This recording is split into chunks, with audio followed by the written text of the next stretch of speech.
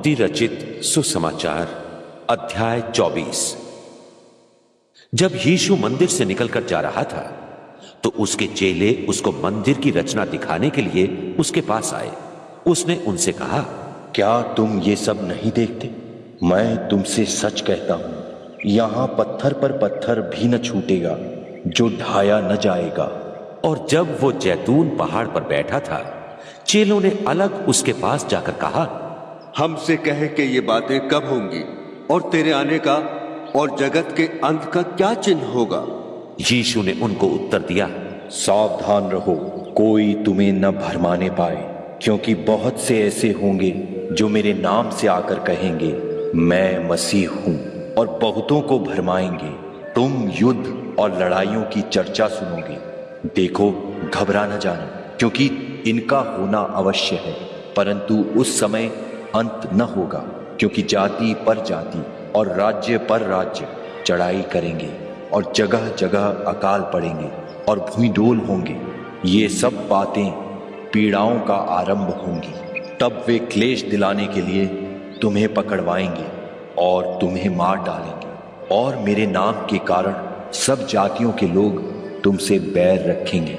तब बहुतेरे ठोकर खाएंगे और एक दूसरे को पकड़वाएंगे और एक दूसरे से बैर रखेंगे, और बहुत से झूठे भविष्यद्वक्ता उठ खड़े होंगे और बहुतों को भरमाएंगे, और अधर्म के बढ़ने से बहुतों का प्रेम ठंडा हो जाएगा। परंतु जो अंत तक धीरज धरे रहेगा उसी का उद्धार होगा।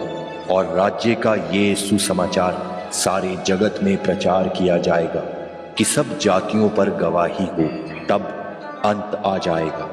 सो जब तुम उस उजाड़ने वाली घृणित वस्तु को, जिसकी चर्चा दानियेल भविष्यद्वक्ता के द्वारा हुई थी, पवित्र स्थान में खड़ी हुई देखो, जो पढ़े वो समझे। तब जो यहूदिया में हो वे पहाड़ों पर भाग जाएं, जो कोठे पर हो वो अपने घर में से सामान लेने को न उतरे, और जो खेत में हो वो अपना कपड़ा लेने को पीछे न लौटे। उन दिनों में जो गर्भवती और दूध पिलाती होंगी उनके लिए हाय हाय। और प्रार्थना किया करो कि तुम्हें जाड़े में या विश्राम के दिन भागना न पड़े, क्योंकि उस समय ऐसा भारी क्लेश होगा जैसा जगत के आरंभ से न अब तक हुआ और न कभी होगा। यदि वे दिन घटाए न जाते तो कोई प्राणी न बचता, परंतु चुने हुओं के कारण वे दिन घटाए जाएंगे।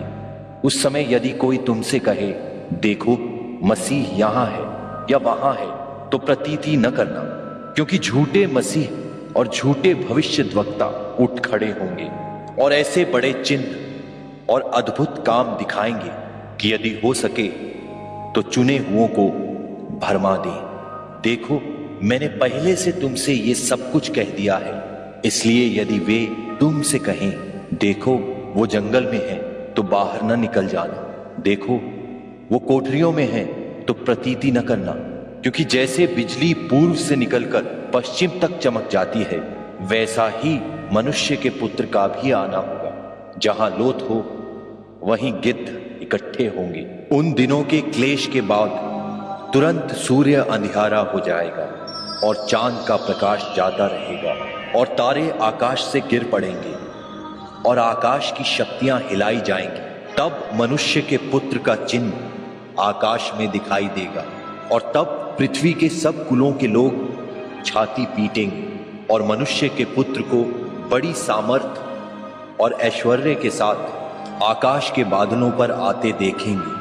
और वो तुरही के बड़े शब्द के साथ अपने दूतों को भेजेगा, और वे आकाश के इस छोर से उस छोर तक चारों दिशाओं से उसके चुने हुओं को इकट्ठा करेंगे।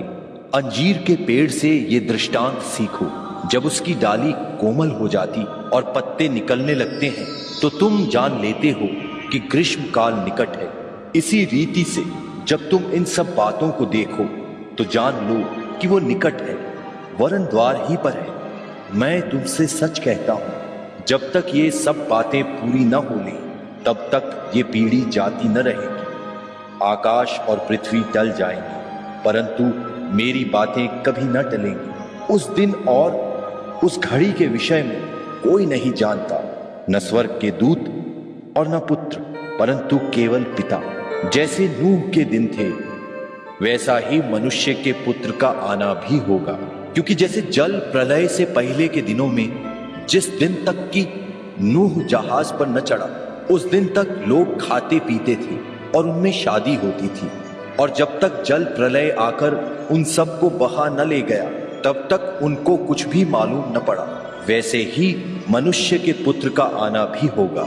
उस समय दो जन खेत में होंगे, एक ले लिया जाएगा और दूसरा छोड़ दिया जाएगा। दो स्त्रियां चक्की पीसती रहेंगी, एक ले ली जाएगी और दूसरी छोड़ दी जाएगी। इसलिए जागते रहो, क्योंकि तुम नहीं जानते कि तुम्हारा प्रभु किस दिन आएगा। परंतु ये जान लो कि यदि घर का स्वामी जानता हो कि चोर किस पहर आएगा, तो जागता रहता और अपने घर में सेंध लगने न देता।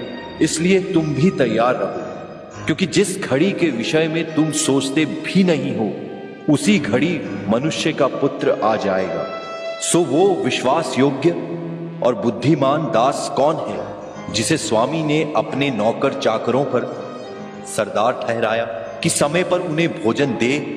धन्य है वो जिसे उसका स्वामी आकर ऐसा ही करते पाए। मैं तुमसे सच कहता हूं, वो उसे अपनी सारी संपत्ति पर सरदार ठहराएगा। परंतु यदि वो दुष्ट दास सोचने लगे कि मेरे स्वामी के आने में देर है, और अपने साथी दासों को पीटने लगे और पियक्कड़ों के साथ खाए पिए, तो उस दास का स्वामी ऐसे दिन आएगा जब वो उसकी बाट न